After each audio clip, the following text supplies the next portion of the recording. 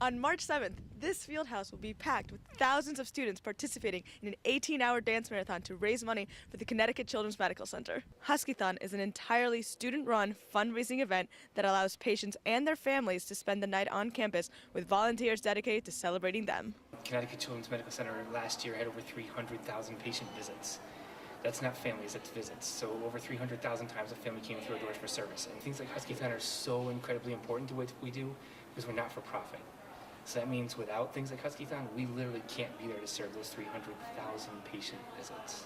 I think that it's really kind of changed my opinion of like hospitals and hospital care, because like some people who haven't really had experiences are kind of like afraid of it, or like don't really have as much of a positive outlook as I do.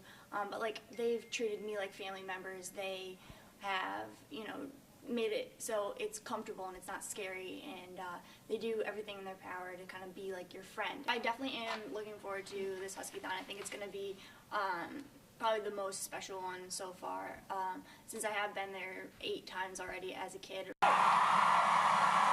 HuskyTHON is definitely a different kind of animal. Usually the second they're done with HuskyTHON this year, they'll say, all right, when's next year we're in? Some families say this event is better than Christmas. Last year, HuskyTHON raised just under $458,000, with all of the money going to Connecticut Children's. Students use a variety of different fundraising techniques, but canning has continued to be the most popular over the past few years. We encourage people who are going canning to advertise for Connecticut Children's Medical Center rather than saying we're raising money for HuskyTHON.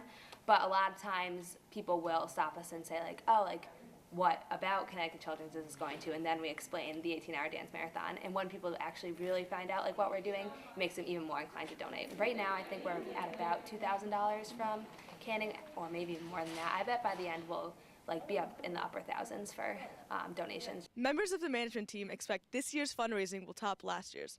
By how much exactly? We'll find out at the reveal on March 8th.